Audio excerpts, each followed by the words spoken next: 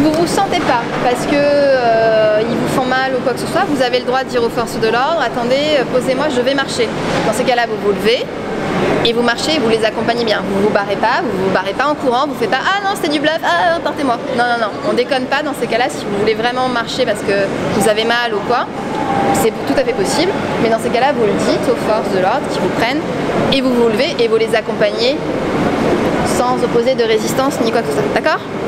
Donc comme je disais, je l'ai dit un petit peu en petit groupe, le jour J, pas de boucle d'oreille, pas de collier, de montre, des fringues qui craignent rien ou qu'elles se fassent attacher, les cheveux, pensez à les attacher, alors ça non plus c'est pas encore bon, ça se tire, c'est pas génial. Les forces de l'ordre, ce qu'il faut savoir, c'est qu'ils ont le droit de faire en action. Vous tirez les oreilles, enfin ils ont le droit, c'est que ça se voit pas, donc voilà, ils le font, ça et ça. Et ça c'est pas très cool quoi, ça fait mal, mais ça laisse pas de place, ouais. La jambe droite passe par-dessus la jambe gauche du voisin, d'accord? Et après toi, vas-y, passez les jambes. Ensuite l'idée, ceux qui peuvent, c'est de refaire des nœuds avec les pieds, voilà, ceux qui peuvent, qui arrivent.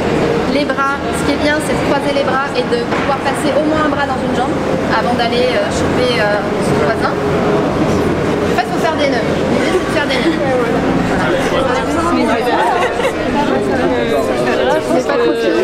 La cuisse. Après ça dépend des gabarits de chacun. Et une fois qu'il a lâché, voilà. C'est là où il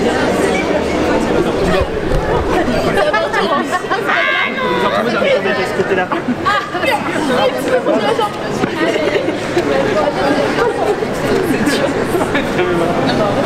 La position de bisounours, s'il n'y a pas de mur, c'est la position la plus physiquement difficile. Ça travaille les ados, donc ce qui est bien, c'est que pendant que les forces de l'ordre ne sont pas là, c'est d'avoir un ange gardien qui soit là et qui vienne soutenir quoi. Être debout comme ça dans son dos, ça ne coûte pas grand chose, mais lui ça le soulage bien parce qu'il y a tout le poids de la chaîne qui se met, c'est chiant, d'accord? Pareil avec les bras, après vous chopez avec les bras, ce qui est bien, vous passez toujours un bras dans une jambe et après peu importe ce que vous accrochez, le tout c'est d'accrocher le voisin d'en face, peu importe. Voilà. Et après une fois que vous êtes comme ça, vous baissez la tête au milieu. Et du coup, il n'y a plus beaucoup de prise quoi, pour les forces de l'ordre, vous voyez.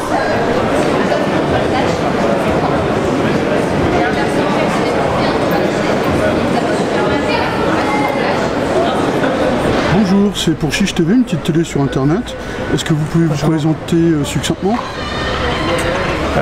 Oui, je suis bisounours de XR, de Extinction Rebellion. Ouais. Je suis ingénieur d'automobile, mais maintenant j'ai rejoint Extinction Rebellion comme activiste depuis 6 mois. Ouais. Et qu'est-ce qui vous a amené à rejoindre Extinction Rebellion? En fait, c'est lors de la marche du siècle, le 16 mars. Je suis venu dans cette marche avec un petit tableau avec les mots de Greta Thunberg là, sur le climat. Et puis j'ai parlé avec quelqu'un qui m'a éveillé. Il m'a parlé d'effondrement des populations d'insectes, moins 80% en 30 ans. Il m'a parlé des bunkers de l'apocalypse que se construisent les super riches en Alaska et en Nouvelle-Zélande. Il m'a parlé d'effondrement de la société. Et ça m'a bien perturbé. Et je me suis renseigné, j'ai vu que ce qu'il disait, il y avait un fondement, quoi. Et j'en dormais plus. Donc j'ai cherché s'il y avait d'autres marches, d'autres actions, et j'ai découvert comme ça Extinction Rebellion en mars. Okay, donc ce mouvement a pour vous un rapport avec la collapsologie? Oui, clairement, oui. En fait, pourquoi le mot Extinction Rebellion? Parce que c'est le choix qui s'offre à nous, l'extinction ou la rébellion. On est face à une menace existentielle pour le vivant sur Terre, et y compris donc pour l'humanité. Okay. Et donc cette organisation, elle n'est pas seulement française, elle est internationale, c'est ça? Oui, Extinction Rebellion, c'est né en Angleterre en 2018. Ils ont fait leur journée de déclaration de rébellion le 31 octobre et ils ont appelé le reste du monde à les rejoindre. La France a commencé à se structurer à ce moment-là et a fait sa déclaration de rébellion le 24 mars, place de la Bourse à Paris. Okay. Et qu'est-ce que vous attendez concrètement des pouvoirs publics, des États, qu'ils fassent pour que ça se passe mieux ou moins pire, que ça soit moins pire? Nous, on a 4 revendications. La première, c'est de dire la vérité sur la gravité de la situation, que les gens sortent du déni dans lequel ils sont, qu'ils regardent la réalité en face. qui pour se mettre dans l'action. Ça donnera sûrement lieu à de la paralysie, à de la colère, mais ce sont des étapes nécessaires pour derrière qu'il y ait de l'action. Notre deuxième revendication, c'est la neutralité carbone en 2025. Donc il faut s'y mettre dès maintenant de façon énergique pour y arriver. Notre troisième revendication, c'est l'arrêt de la destruction des écosystèmes terrestres et maritimes. Par exemple, l'arrêt d'un projet comme Europa City à Gonesse. Et notre quatrième revendication, c'est la création d'assemblées citoyennes pour que la transition soit décidée de façon juste et équitable. Voilà, nos revendications. Donc c'est ça qu'on attend. Mais on n'a plus tellement espoir que les pouvoirs publics donnent satisfaction. On pense plutôt qu'il faut que ça vienne de la base. Okay. Et vous envisagez des actions prochainement ou... Oui, oui. Là, on est à la veille de la rébellion internationale d'octobre, la REO, qui a été lancée par la branche anglaise et qui est suivie dans le monde entier. Il y aura des actions à Paris, mais aussi à Londres, à Berlin, à Amsterdam, à New York, à New Delhi, en Australie. Beaucoup d'actions sont prévues la semaine prochaine. Okay. Si des gens veulent rejoindre votre mouvement, ils peuvent se trouver un site quelque part? Oui, bien sûr. On a un site qui s'appelle extinctionrebellion.fr. On peut s'inscrire comme sympathisant et recevoir les newsletters, ou on peut s'inscrire comme activiste et rejoindre un groupe local. Voilà, ça ne présente aucune difficulté. Ok, je vous remercie beaucoup et je vous souhaite une bonne fin de journée. Merci, à vous aussi.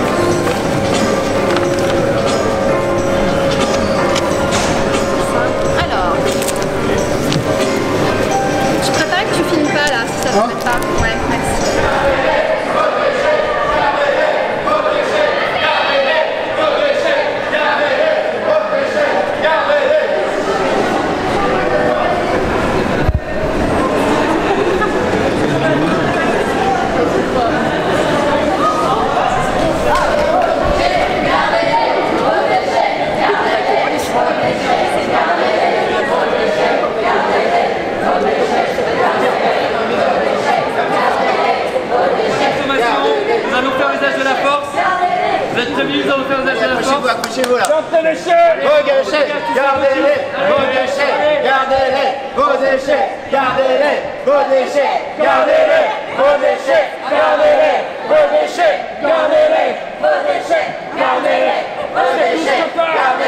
Vos déchets, gardez-les. Vos déchets, gardez-les. Vos déchets, gardez-les. Vos déchets, gardez-les. Vos déchets, gardez-les. Vos déchets, gardez-les. Vos déchets, gardez-les. Vos déchets, gardez-les. Vos déchets, gardez-les. Vos déchets, gardez-les. Allez, vos déchets, gardez-les.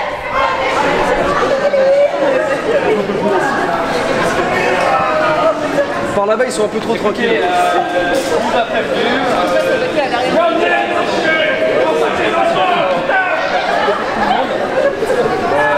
On fait notre travail. Je ne vous permets pas. Je ne vous permets pas. Excusez-moi monsieur, j'aimerais bien faire mon métier s'il vous plaît. Ah mais je suis juste debout là. Très bien. Travaille avec tes collègues. Travaille avec tes collègues. Faut prendre de la hauteur dans ce genre de débat.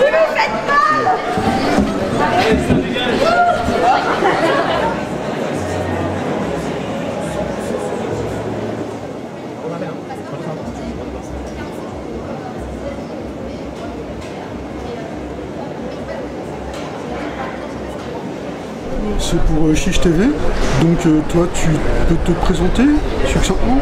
Je suis Julie, je suis membre d'Extinction Rebellion depuis le mois de mars, depuis la journée de déclaration de rébellion.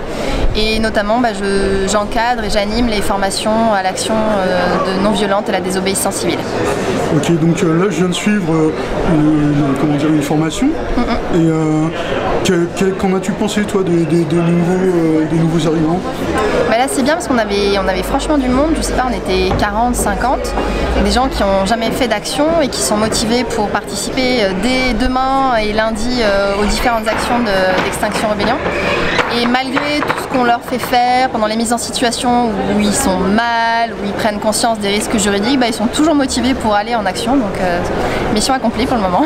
J'ai vu qu'il y avait une personne de nationalité étrangère et oui. Elle avait peut-être des problèmes pour aller en action, vu qu'elle pensait qu'elle aurait pu se faire renvoyer ou je sais pas. Dans ces cas-là, chacun peut décider de participer ou non à une action à différents niveaux de rôle pour savoir en fonction des risques juridiques qu'ils prennent. Effectivement, les personnes de nationalité étrangère prennent plus de risques que les autres. Pourquoi? Parce qu'en cas de condamnation, il y a un risque d'être éloigné du territoire et que quand on a un boulot ou quand on est en thèse ou qu'on fait des études, ne plus pouvoir résider en France, c'est problématique. Donc là, on les engage à savoir quels risques ils prennent réellement pour savoir à quel niveau ils peuvent s'impliquer dans les actions. Ok. Tu peux nous rappeler les différents rôles lors d'une mobilisation? Alors, il y a les bloqueurs et les bloqueuses, donc ceux qui vont par exemple bloquer des sites, bloquer un pont, une rue, des choses comme ça. Il y a les porteurs de banderoles, il y a tous ceux qui vont participer au ravitaillement des bloqueurs, amener à manger, à boire. Il y a ceux qui sont les contacts avec le public pour informer pourquoi on est présent, pourquoi on mène cette action et qui est XR. Il y a les peacekeepers qui sont là pour faire en sorte que l'action se déroule le mieux possible, que tout le monde se sente bien, qu'il n'y ait pas de violence, qu'il n'y ait pas de tension et de colère qui se mettent en place. Donc ils sont là pour faire redescendre la tension. On a ensuite des rôles qui peuvent varier en fonction des actions. Ça peut être des clowns, des musiciens, du théâtre de rue, ça va dépendre de ce qu'on a besoin. J'ai vu aussi que vous aviez peut-être des juristes avec vous. Alors on a ce qu'on appelle la Legal Team qui, elle, ne participe pas directement aux actions, mais en fait ce sont les personnes qui ont des connaissances dans le juridique, donc soit des juristes, soit des avocats, qui eux vont déterminer en fonction des actions et des différents rôles, quels sont les risques juridiques encourus pour chaque rôle. Okay. Donc voilà, on a fait à peu près le tour. Toi, qu'est-ce qui t'a motivé à rejoindre ce genre de... Moi j'étais militante pour un parti politique avant, mais je considère qu'on n'a plus le temps d'attendre de nouvelles élections, qu'on change de gouvernement, qu'il faut agir maintenant, qu'il faut mettre la pression tout de suite sur le gouvernement qui est en place. Et le meilleur moyen de mettre cette pression et gagner le rapport de force, c'est la désobéissance civile de masse. Et c'est ce que fait Extinction Rebellion. Okay. Je te remercie beaucoup pour cette interview. Je t'en prie, avec plaisir. À bientôt.